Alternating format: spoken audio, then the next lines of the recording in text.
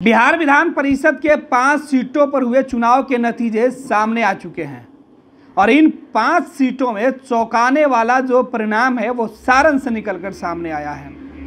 पहली बार अपनी सियासी सफर की शुरुआत करने वाले प्रशांत किशोर को जो नतीजे मिले हैं उससे बिहार की सियासत में भूचाल मच सकता है।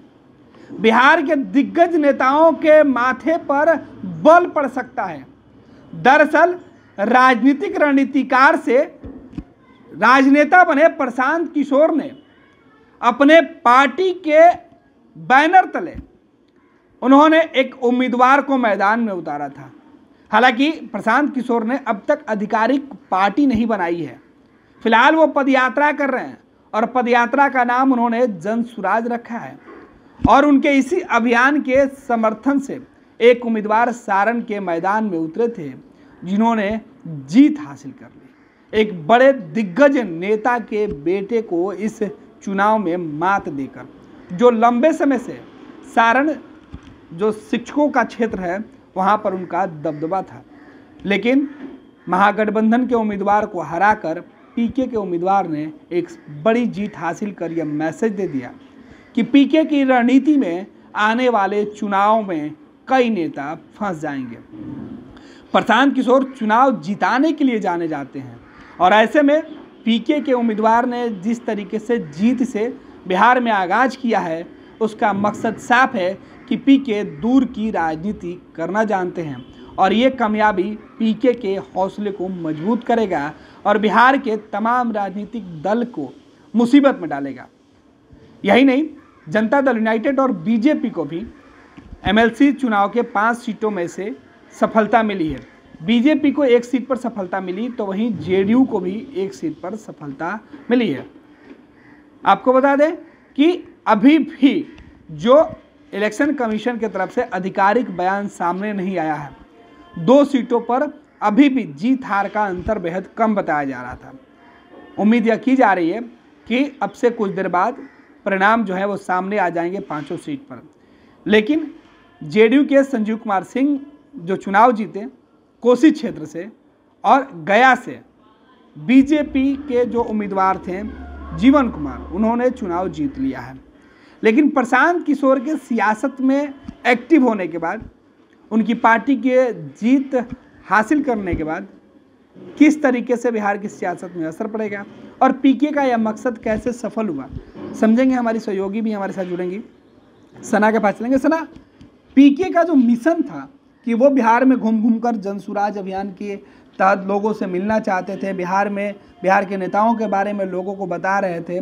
तेजस्वी यादव, नीतीश कुमार, कांग्रेस के शासनकाल, बीजेपी के शासनकाल पर पीके का सीधे तौर पर तंज होता था, बेरोजगारी मुद्दा होता था।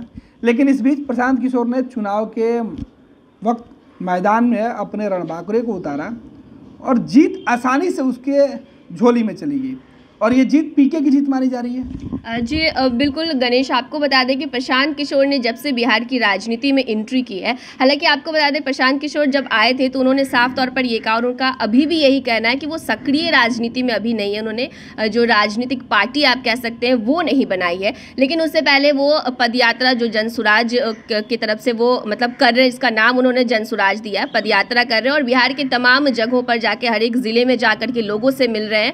लेकिन वो भले ही महागठबंधन सरकार पर, नीतीश तेजस्वी पर बड़ा हमला करते नजर आते हैं, अब तक प्रशांत किशोर को चुनावी रणनीतिकार कहा जाता था, लेकिन वो अभी भी राजनेता नहीं कहला रहे उनके हिसाब से। उनका कहना है कि वो अभी तक सक्रिय राजनीति में नहीं है। लेकिन उससे पहले ही ये आप कह सकते हैं कि जो उन्होंने जिस कैंडिडेट को कह सकते हैं कि पीके का पहला कदम ही शुभ हुआ। जी जी बिल्कुल, यही मैं कहना चाह रही थी कि पीके ने अभी पूरी तरह से राजनीतिक पार्टी नहीं बनाई है, लेकिन उससे पहले भी अपने बैनर तले उन्होंने एक बड़ी जीत हासिल करी। यानी कि आप कह सकते हैं कि बिहार की राजनीति में उन्होंने अपना एक पहला पत्ता खोल दिया और ये जो बाकी पार्टियां हैं, जो बीजेपी है, जी बिल्कुल, उनके लिए बड़ा मुसीबत ये साबित हो सकता है क्योंकि प्रशांत किशोर अभी पूरी तरह से सक्रिय नहीं हुए। उसके पीके का मिशन भी 2025 है, 24 नहीं है। जी जी, वो पीके हमेशा इन चीज़ों को लेकर के क्लियर रहते हैं। उन्होंने कहा है कि 2025 बिहार विधानसभा चुनाव जो होने जा रहा है, बिहार की स्थिति अच्छी नहीं है और इसी वजह से वो पदयात्रा कर रहे हैं और बिहार के तमाम जगहों पर वो घूमते नजर आ रहे हैं।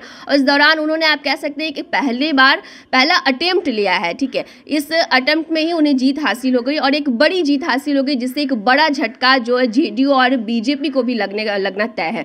गणेश सना, 5 सीटों पर चुनाव हुए हैं, परिणाम अब तक जो निकल के सामने आया, हालांकि 1-2 सीट पर पेच फंसी हुई है, लेकिन महागठबंधन को नुकसान हुआ है, बीजेपी को नुकसान हुआ है, क्योंकि मुख्य पार्टी यही थी इस चुनाव के मैदान में। लंबे समय तक इनका कब्जा रहा है इन सीटों पे, और सबसे ज़्यादा जो मैनेजमेंट का खेल, क्योंकि विधान परिषद चुनाव में जो वोटर होते हैं वो काफ़ी समझदार होते हैं, शिक्षक होते हैं, स्नातक शिक्षक होते हैं, तो ऐसे प्रतिनिधियों के पास अगर कोई जनप्रतिनिधि जाता है वोट मांगने के लिए, तो वो सोच समझकर वोट करते हैं। और कहा जाता है कि ये पूरा मैनेजमेंट का चुनाव होता है, जिसका बेहतर मैनेजमेंट होगा वो बेहतर परिणाम लाएगा।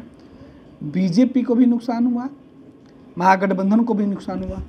बीजेपी महागठबंधन प्रशांत किशोर को हल्के में ले रही थी, जो कि अब उन्हें बड़ा नुकसान साफ तौर पर देखने को मिला। प्रशांत किशोर जब से पदयात्रा कर रहे हैं, उनका एकदम क्लियर था, उनका विजन ये क्लियर था। वो हमेशा ये कहते नजर आ रहे हैं कि लोगों के बीच जाकर के, लोगों को, आपने सुना होगा गणेश, अक्सर उनके भाषण में वो यही कहते हैं कि आप समझिए, लोगों से यही कहते हैं कि आप समझिए कि आपको वोट किन्हें देना। और ये एक बड़ा रिजल्ट जो है वो पीके को दिखता हुआ नजर आ रहा है। बीजेपी को बड़ा झटका लगेगा, महागठबंधन को, क्योंकि कहीं ना कहीं प्रशांत किशोर जो पदयात्रा कर रहे थे, लोगों के बीच जा रहे थे, उसे बड़े हल्के में ये पार्टियां लेती हुई नजर आ रही थी। बहुत बहुत धन्यवाद सना। तो ये तमाम अपडेट हम आप तक पहुंचा रहे थे कि बिहार में 5 सीटों पर हुए चुनाव परिणाम के जो नतीजे हैं वो सामने आ गए हैं। महागठबंधन को जो है वो बड़ी सफलता इस चुनाव में नहीं मिली, एनडीए को भी नुकसान हुआ और सबसे बड़ी सफलता पीके को मिली। दूसरी तरफ आपको बता दें कि चुनाव के जो नतीजे हैं, गया में बीजेपी की भी प्रतिष्ठा फंसी हुई है। हालांकि जीवन कुमार की जीत से बीजेपी को थोड़ी सी राहत जरूर है, वहीं जेडीयू को एक सीट पर हार का सामना चखना पड़ा है, हार उनको देखनी पड़ी है। और दूसरी तरफ राष्ट्रीय जनता दल के एक उम्मीदवार अभी भी मैदान में जो हैं वो लड़ रहे हैं बीजेपी के उम्मीदवार से। तो तमाम अपडेट हम आप तक पहुंचाते रहेंगे। फिलहाल आपको बता दें कि 5 सीटों के चुनाव ने बिहार की सियासत में एक नई जो है लकीर खींच दी है पीके ने। ये लो, मुंह मीठा करो, आज मैंने अपना जॉब छोड़ दिया, अब हम पूर्णिया वापस जाएंगे। जॉब छोड़ दिया है? मतलब ये घर कैसे चलेगा, हम करेंगे क्या, और माँ बाबूजी क्या बोलेंगे? इसलिए मैं एक और मिठाई का डब्बा लाया, अपने बिजनेस के लिए लोन अप्रूव हो गया। अरे लोन अप्रूव हो गया वो तो ठीक है, लेकिन पूर्णिया में हम रहेंगे कहाँ? अपना घर भी तो नहीं है वहां। इसलिए तो एक और मिठाई का डब्बा अलग से लाया हूं। हमने पूर्णिया में घर ले लिया है, पूर्णिया के ई होम्स पैनोरमा में।